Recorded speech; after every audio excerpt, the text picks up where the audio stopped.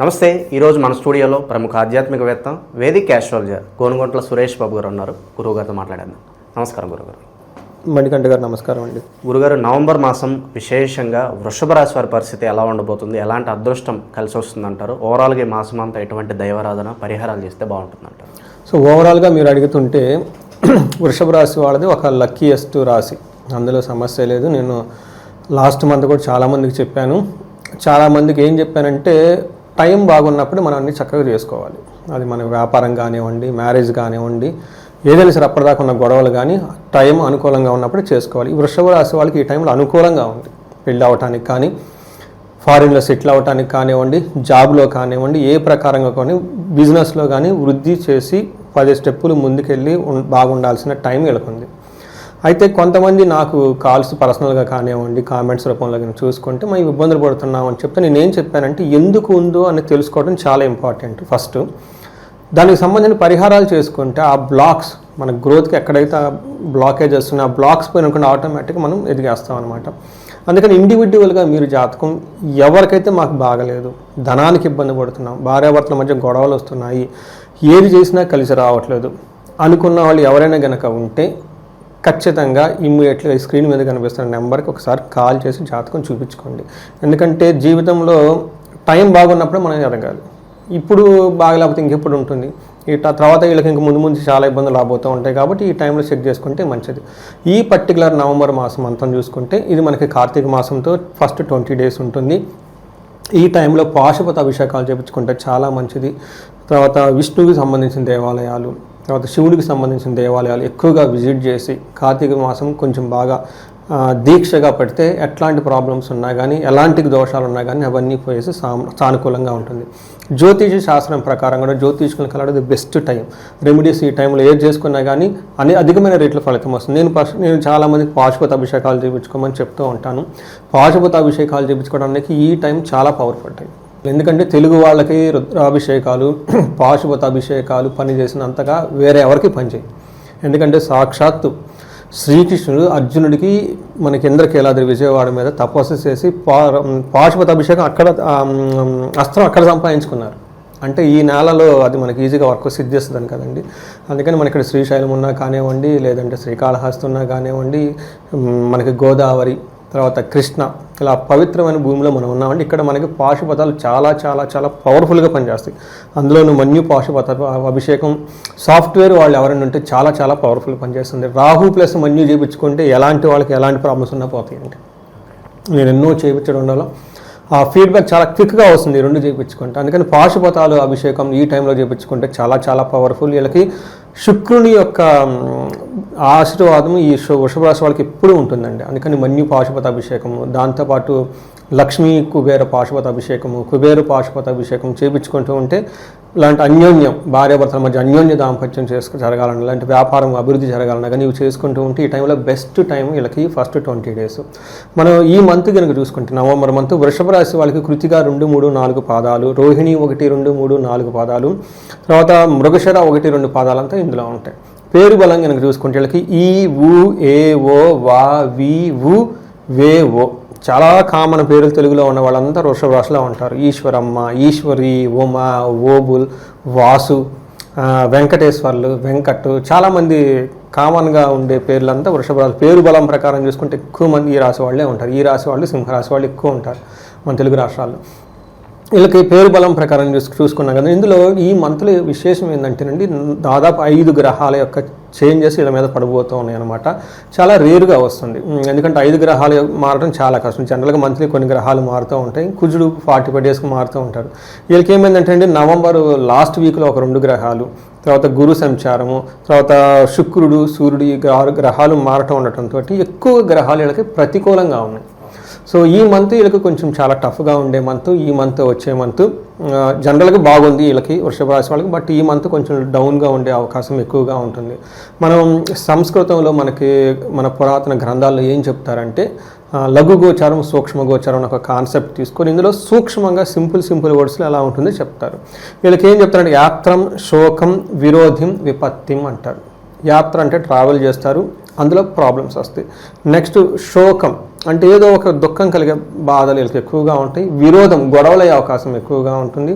వీటితో పాటు విపత్తి, స్త్రీల ద్వారా లేదంటే ఆర్థిక వ్యవహారాల్లో అనుకో విధంగా ట్విస్టులు వచ్చి ఇబ్బంది పడే అవకాశం ఎక్కువగా ఉంటుంది. ఇది గమనించుకోవాలి.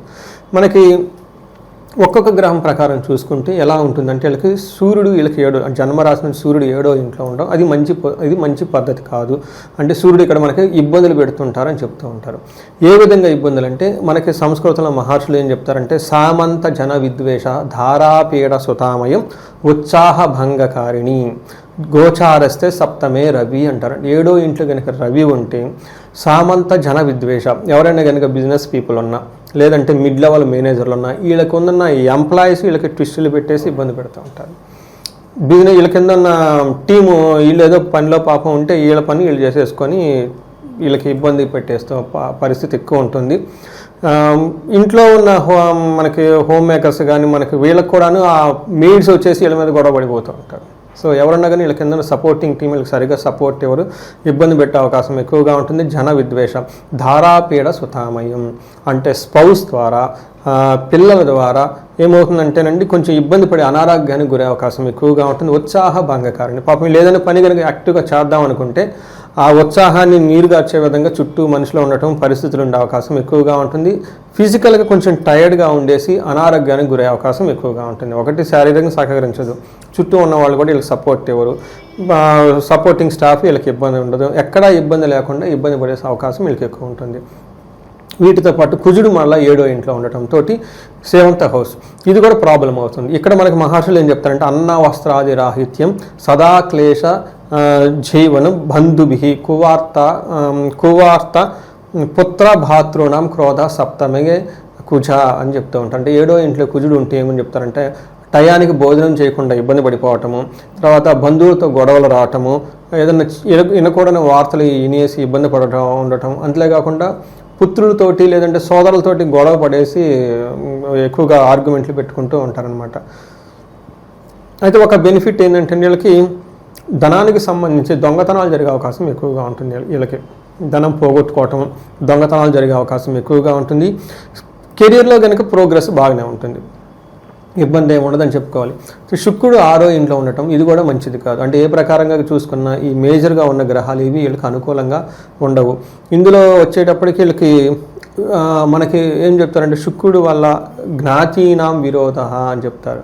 అంటే స్త్రీల ద్వారా లేదంటే భార్య ద్వారా గొడవలు వచ్చే అవకాశం ఎక్కువగా ఉంటుంది. తర్వాత రుణ వ్యవహారాల్లో చిక్కుకొని పోయేసి ఇబ్బందులు పడుతూ ఉంటారు. అనవసరమైన డేంజర్స్ కలిగే సిచ్యువేషన్ ఉంటుంది. కానీ లవ్, రొమాన్స్ ఇట్లాంటి విషయాల్లో చాలా బాగుంటారు. పుణ్యకార్యాల్లో పాల్గొంటారు. ఆధ్యాత్మికంగా చాలా చక్కగా ఉంటారు.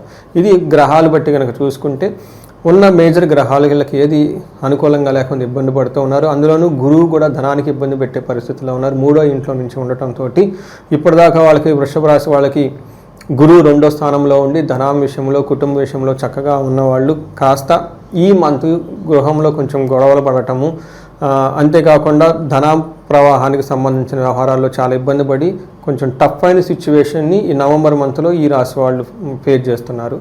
ఇంతే కాకుండా వాళ్ళ ఇండివిజువల్ జాతకంలో ఇంకా ఏమైనా కనుక దశలు బాగలేకపోయినా, భుక్తులు బాగలేకపోయినా, అష్టమాధిపతి ఏమైనా దశలు నడుస్తున్నా, రోగాధిపతి దశలు నడుస్తున్నా వీళ్ళకి ఇంకా ప్రాబ్లమ్స్ అధికమయ్యే అవకాశం ఎక్కువగా ఉంది. ఈ మంత్లో వీళ్ళు చాలా పేషెన్సీగా సహనంగా ఉండటం, ఆధ్యాత్మికంగా ఉండి టయాన్ని గడుపుతూ ఉంటే పెద్ద పెద్ద పనులు, కొత్తగా పరిచయాలు ఇవి చేయకుండా అవాయిడ్ చేసి ఒక 2 స్టెప్లు వెనక్కి తీసుకొని ఇంట్లో చక్కగా తిన్నామా, ఉన్నామా, ఆధ్యాత్మికంగా చూసుకున్నామంటే బెస్ట్గా ఉంటుంది మన రాశి వాళ్ళకి. ద బెస్ట్ రెమెడీ ఏంటంటే పేషెన్స్ అని ధర్మరాజు చెప్తారు. గురుగారికి ఈ రాశిలో ఏ నక్షత్రాలు ఉంటారు, వాళ్ళకి ఎలా ఉంటుంది పర్టికులర్గా? మనకి కృతిక, రోహిణి, మృగశిర 3 నక్షత్రాలు ఉంటాయి. ఇందులో మనకి 4 గ్రహాల యొక్క తీవ్రతను బట్టి వీళ్ళకున్న పొజిషన్ బట్టి అంగగోచారం అన్న కాన్సెప్ట్లో చూస్తే ఫస్ట్ వీళ్ళకి కృతికా నక్షత్రం వాళ్ళకి రాజ్య లాభము, ప్రమోషన్స్ వచ్చే అవకాశం ఎక్కువగా ఉంటుంది. లాభప్రదంగా ఉంటుంది, ధనం కూడా వస్తుంది. కానీ ఛాలెంజెస్ ఏముంటాయంటే అండి దరిద్రము, అంటే ధనానికి ఇబ్బంది, ధనహీనత, ధనం లేక ఇబ్బంది పడే అవకాశం ఎక్కువగా ఉంది. హెల్త్ కాంప్లికేషన్స్ కూడా వచ్చే అవకాశం ఎక్కువగా ఉంది. సేమ్ రోహిణి నక్షత్రం వాళ్ళకి రాజ్య లాభం ఉంది, ధన ప్రాప్తి ఉంది. కానీ ఛాలెంజెస్ ఎక్కువగా ఉండండి. వీళ్ళకి వచ్చేటప్పటికి ధనహీనత ఉంటుంది, భయము ఉంటుంది, రోగం కూడా ఉంది. ఇవి హెల్త్ రిలేటెడ్, ఇంటర్పర్సనల్ రిలేటెడ్ ఎక్కువగా ప్రాబ్లమ్స్ ఫేస్ చేస్తారు ఈ రాశి వాళ్ళు. మృగశిర నక్షత్రం వాళ్ళకి ధనప్రాప్తి, రాజ్యలాభము పాజిటివ్గా ఉన్నాయి. కానీ ధనహీనత, భయము, రోగము వచ్చేటప్పటికి నెగిటివ్ సైడ్లో ఉన్నవి. ఇవి కాకుండా ఎడిషనల్గా కృతికా నక్షత్రం వాళ్ళకి ఏదైనా పని చేస్తే అందులో కార్యహాని వచ్చే అవకాశం ఎక్కువగా ఉంటుంది. మృగశిర నక్షత్రం వాళ్ళకి సుఖనాశనం, అప్పటిదాకా కంఫర్టబుల్గా ఏదైనా కనుక ఉంటే శని యొక్క ప్రభావంతో మృగశిర నక్షత్రం వాళ్ళకి ఈ నక్షత్రం వాళ్ళకి శని ప్రభావంతో ఎక్కడ సుఖం అనేది లేకుండా ఇంటికి సంబంధించిన వ్యవహారాల్లో బయట సంబంధించిన అలసిపోయినట్టుగా ఎక్కువగా ఉండేసి ఇబ్బందులు పడే అవకాశం ఎక్కువగా ఉంటుంది ఈ పర్టికులర్గా మృగశిర నక్షత్రం వాళ్ళకి. ఓకే, ఇక దైవిక పరంగా ఎలాంటి పరిహారాలు చేసుకుంటే బాగుంటుందంటారు వీళ్ళు? ఒకటి, ఈ రాశి వాళ్ళకి కెరియర్లో బాగా అభివృద్ధి రావడానికి మన్యు పాశుపత అభిషేకం చేసుకుంటే చాలా బాగుంటుంది. భార్యాభర్తల అన్యోన్యతకు సంబంధించిన వ్యవహారాలు అన్యోన్య దాంపత్య పాశుపత అభిషేకం. ఈ రోజుల్లో పాశుపత అభిషేకాలు పెద్ద ఖర్చేం కావండి, ఎందుకంటే మినిమం దేవుడికి ఆ మాత్రం పెడితే రిజల్ట్ బాగుంటుందని చెప్పేసి. ఇవి కాకుండా వీళ్ళకి ఎవరైనా బిజినెస్ పీపుల్ ఉంటే మేము వచ్చేటప్పటికి స్వర్ణలక్ష్మి విశేష హోమం అని చెప్పేసి ఒక 3 days హోమం అందరికీ చేస్తున్నాం. చాలా మంచి పాజిటివ్ ఫీడ్బ్యాక్ ఇస్తున్నారు. దీనితో పాటు భార్యాభర్తల మధ్య ఏమన్నా ఎవరి మధ్య గొడవలు ఉంటే వీళ్ళకి అన్యోన్య దాంపత్య పాశుపత అభిషేకము, ప్లస్ వాళ్ళు ఇండివిజువల్గా చూసుకుంటే జాతకం అందులో మరి వేరే ఏమైనా దోషాలు ఉన్నాయా, రాహుకేతులు కానివ్వండి, వివాహ దోషాలు ఉంటే వాటికి సంబంధించి చక్కగా రెమెడీస్ చేసుకుంటే లైఫ్ అనేది ఆ బ్లాకేజెస్ పోయేసి చక్కగా ఫ్రీ ఫ్లోగా ముందుకెళ్ళిపోయి జీవితంలో 10 రెట్లు ఈ రాశి వాళ్ళు ఎదిగే అవకాశం ఎక్కువగా ఉంది. వృషభ రాశి వాళ్ళకి బెస్ట్ టైంలో వీళ్ళు ఉన్నారు కాబట్టి. అఫ్కోర్స్ నవంబర్ మంత్ ఛాలెంజింగ్గా ఉంది. సో ఓవరాల్గా వృషభ రాశి వారి పరిస్థితి ఈ మాసం ఎలా ఉంటుందనేది అద్భుతంగా వివరించారు. ధన్యవాదాలు సార్. ధన్యవాదాలు.